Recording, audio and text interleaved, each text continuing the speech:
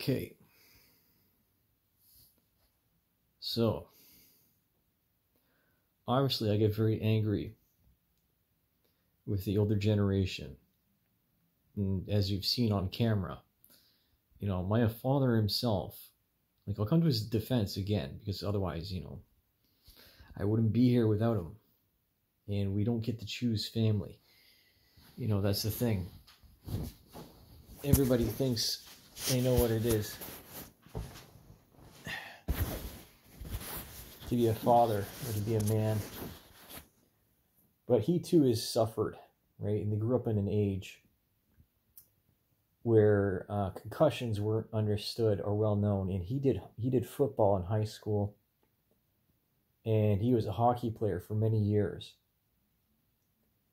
So I can, and then also, he's spent a lot of time alone and on the road being an insurance salesman, whereas any other kind of salesman,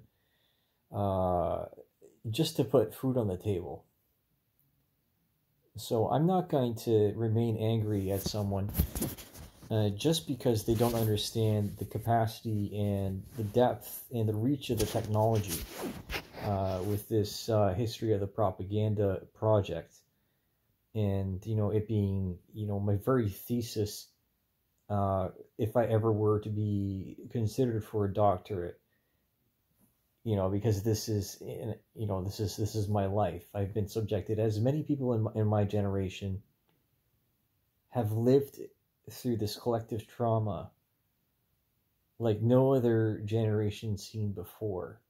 Like the constant onslaught from the frequency and repetition of the 24-hour news cycle, all the way through to viral marketing and internet media, especially concerning YouTube, Instagram, and other social media, so including Twitter, and instantaneous nature and that is involved, is that overloads the reason and reasonability, the capacity for critical thought. So obviously, he's frustrated with me sitting here at home, having himself been subjected to, my parents splitting, and obviously he's more than likely a bit paranoid about me spilling my family's entire history to the internet, because when weird things have happened with my computer crashing or the power grid going out and whatnot, and there's causality and precedence usage of, because I've seen recently, actually, this is sometime last week, where a transformer in close proximity to the hospital. I was in the forest at the time, and it went up. They could hear it, and you see the green and the arc, and it's a very interesting age that we live in right now. And so it's what can I say? And when I'm specifically talking about mental health and illnesses, there's because again, one of the instructional techniques is to relate your life experiences to your students, and because what is it to be human, right? What is it to have knowledge and wisdom? What is it to be a leader? And you think you know what life is. You just do what you're told. Up until a certain point, the age of reason. And there's people within my family that were mistreated by the mental health care system. I specifically cite my aunt and uncle, whom were a couple. And my uncle, on my dad's side, of the multitude of uncles that I have, that he was studying the occultism in the 1970s, and he was studying theology and religion. It was very interesting to him. But he had a nervous breakdown, and through the mental health care system, they doped him up on antipsychotics, and he was going around like this, very dopey, right? Like looking like a catatonic schizophrenic. And my aunt has been severely affected by shock treatments because she was raped. And the belief was at the time, in the early 70s, late 70s. I don't exactly remember all the very details, because it was a family secret for a very long time. It was just something that hush hush, you don't talk about it, right? Different attitude altogether than what it is right now, and what actually one of the other proponents of what I'm trying to do with this project. Again, knowing my audience, and my passion and love for military life and people. Because if we don't talk about it, then it ends in cultural suicide. The very driving force of the cancer that eats and demoralizes the very structure of our civilization, right? This is the downfall, so to speak. And furthermore, right, I have a cousin that is severely autistic in the fact that she is institutionalized. And, I never see her, and I only met her once when she was very young, and it was obvious. It was very obvious, but we didn't treat her differently. And it's, if I'm going to, again, bouncing around, but that's how it is with the actual neurons inside a person's head, is that it's not linear, right? The signal goes, and that's the way a good conversation actually goes about, and that the art of conversation has been lost. And this is what I was trying to get to with this video. And so I'm gonna, whatever, an amen, addendum here, because there's other specific stuff, right? He's not always there, right? He's way too stressed out to even think most of the time. He just wants to go home, so to speak, right? He wants God to take him away, but he's not going to say that to anybody. And that's just of the era. That's just of the age of which he was brought up in. And I don't blame him, and I don't believe anyone that sees these videos, nor do I want anyone that sees these videos to treat him differently because of that. His involvement and his capacity is good enough, right? He had similar, very isolating and traumatic experiences, having grown up in poverty in Toronto, by the Kodak plant.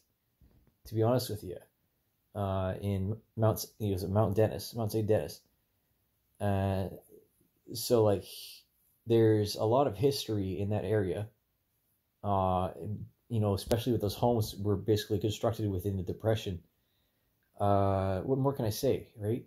It's very specific and pertinent information, because as we get older, less that we want to deal with other people's bullshit. But because of the financial warfare and some of my decisions out of protest, in the fact that I said, okay, so with financial warfare, I didn't want to get raped by the financial institutions. I didn't want to be a slave, because the debt-free graduate concept, it got eroded over the years. And, my debt load is very minimal in comparison to so many other people that have mortgages, and they have credit lines, and they have car loans, and they have student loans, and they have CERB payments, and they have everything else altogether. So I'm not complaining here, right? I don't really care the fact that I have to go to the food bank right? I've paid my dues in other places. I've made my donations. I've done my service. I got nothing to prove to anybody. So furthermore, right, more reasons, all the more reasons to do this, because, you know, it's like the Hurt Locker. When you know you're one of the best, you have a responsibility to other people. And you have to make sacrifices in order for that to happen. Because if you don't, other people will die in the process. And that's part of my mentality, is because I know, like, especially in my profession, you know, especially after, if we're going to correlate this back to the military and cadets, you know, I'm staring at my tunic in my closet over there. A constant reminder of some of the better days in my life, not the worst ones. I try not to remember those. I try not to remember how I was passed over for promotions. I try not to remember how I was passed over for unit medals when I knew that I had more merit and that I did more work than the other person. I try to forget about the politics. I try to forget about the favoritism and so forth, like all the worst parts of the military. And what can I say?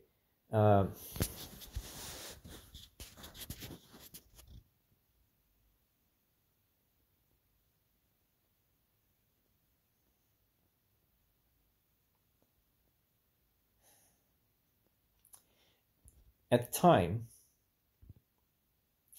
there's way too many pilots. There's way too many pilots, right? And so that's why I took the tech course in 2003. Yeah, at Borden again. There was a 6-week crash course of mechanics, and that's where I figured out that if my backup was going to be, if I couldn't be a pilot, I'd be a mechanic instead. You know, I was touching on my lifelong history and familiarity with the Canadian military and my family's history. Now there's other specific details. Like, again, some of, you know, one of my uncles was in the reserves. One of my other uncles was a police officer in the Toronto Police Force. You know, I have extended family and friends through 3 or 4 degrees of separation, sometimes 2. I have people that I went to high school that are in the military. I have so many reasons to fight and to not give up, because life is worth living. And you can't always get over what happens to you. It becomes a part of you. You know, again, the propaganda and the hypervigilance, the amount of time it takes to process these events that happen like this, and trying to find the chain of evidence that leads, or, you know, the dirty dozen, right? The things that I say, Baker's dirty dozen, as I put up on LinkedIn, which includes empathy, because hurt people, as someone told me. You know, that we need more understanding, but there's a limit to my love. There's an absolute limit. I won't let people walk all over me, and I will not be manipulated anymore, because I know better.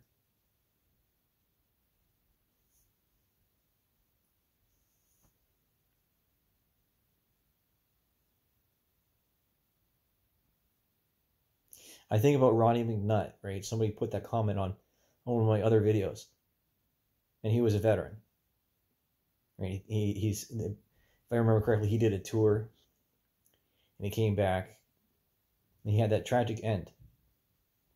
And it didn't need to happen, right? He had a girlfriend. I don't have a girlfriend, right? As of this moment, because of, you know, the cultural tide of change, the wave that came through that was anti-male and anti-masculinity. Hey, Zoe. Hey.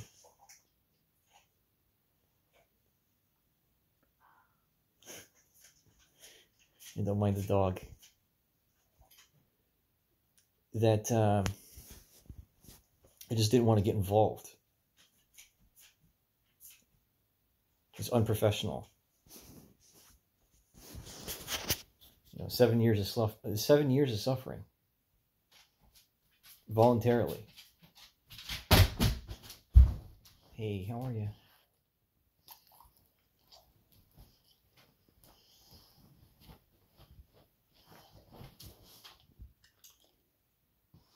Right. That's enough.